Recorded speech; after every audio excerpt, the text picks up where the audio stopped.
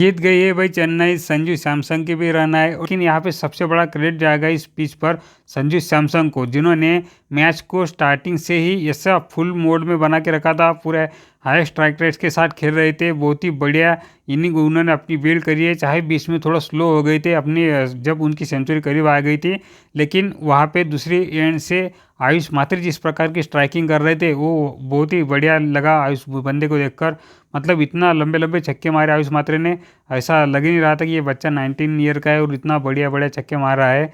और उन दोनों की पार्टनरशिप बढ़िया उसी के कारण था कि यहाँ पे चेन्नई बहुत ही बड़ा स्कोर लगा पाई वहाँ पे। क्योंकि अगर स्टार्टिंग में आप देखोगे तो ऋतुराज गायकवाड़ ने सिर्फ 20 बॉल पर कुछ 18 रन बनाए थे, जो कि बिल्कुल ही जस्टिफाइड नहीं है इस पावर प्ले में। अगर आपके ओपनिंग पार्टनर सामने वाला अगर 49 के आसपास हो जाए और आप अगर वो इतने ही बॉल खेलकर अगर आप सिर्फ 18 रन बना रहे हो 20 बॉल खेल कर, तो ये कहीं भी जस्टिफाइड नहीं है। ऋतुराज गायकवाड़ को अपनी फॉर्म को तलाशना होगा। उनको यहाँ पे अगर उनका फॉर्म नहीं आ रहा है तो उन्हें तीसरे नंबर पर अपने आप को शिफ्ट करना होगा। अगर उन्हें अपने टीम की भलाई सोचनी है तो उन्हें ये करना ही पड़ेगा, क्योंकि जिस प्रकार की बैटिंग आयुष मात्री कर रहे हैं वो डिजर्व करते हैं ओपनिंग की स्पॉट। क्योंकि अगर ओपनिंग में ही आपको इस प्रकार से हम कह सकते हैं विस्फोटक बैटर अगर मिल जाए, ऊपर से संजीव और आयुष मात्रे, ये बहुत ही ब्रिलियंट स्टार्ट दे जाएंगे आप लोग को। फिर आप चाहे थर्ड नंबर पर आकर थोड़ा सा टाइम भी ले सकते हैं। जिस प्रकार की वैल्यू हम कह सकते हैं पावर प्ले के बॉल को रहती है, उससे कम ही वैल्यू रहेगी मिडल फेस के बॉल को, क्योंकि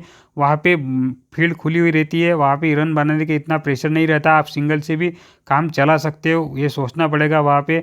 अगर आज कहीं ना कहीं 20-30 रन शॉर्ट है यहाँ पे चेन्नई, तो वो उसी के कारण था कि यहाँ पे जो ऋतुराज गायकवाड़ की जो पारी लगी बहुत ही घटिया पारी खिली उन्होंने।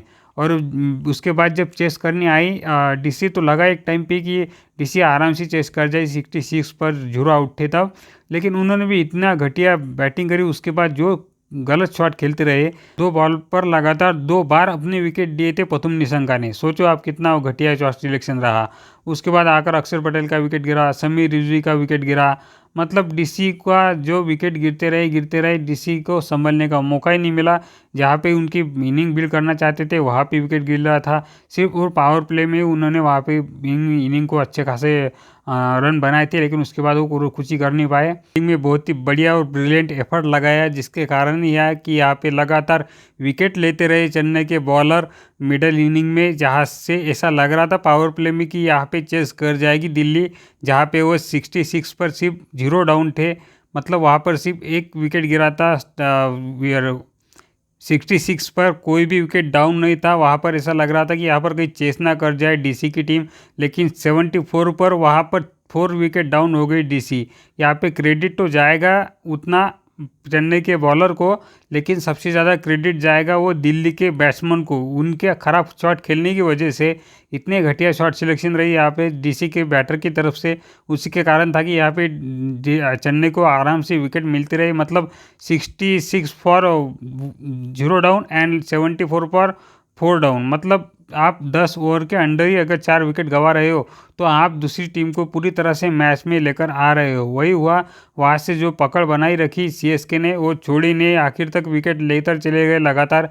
बीच में इनिंग लगाई ट्रिस्टन स्टब ने और डेविड मिलर ने, ये दोनों ने थोड़ा ट्राई करा, लेकिन वहाँ पे जो गजब बोल्ड मारा डेविड मिलर को अपने ओवरटर्न ने, गजब वो टॉप ऑफ ऑस्टम जाकर बोल्ड लगा उसको। मिलर को भी वो बॉल समझ में नहीं आई। वहाँ पे उन दोनों की पार्टनरशिप तोड़ी, तभी ऐसा लगा कि मैच में फुल्ली तरह से आ गई है यहाँ पे चेन्नई सुपर किंग्स। लेकिन बीच में आई आशुतोष शर्मा, उनके जो 19-20 रन उन्होंने फास्ट में जो बनाए, उसके कारण वहाँ पे एक पॉजिटिव साइन मिल गया था वहाँ को डीसी को कि हम कर सकते हैं। लेकिन उनका भी विकेट चला गया और उसके बाद ट्रिस्टन स्टब अकेले बचे थे।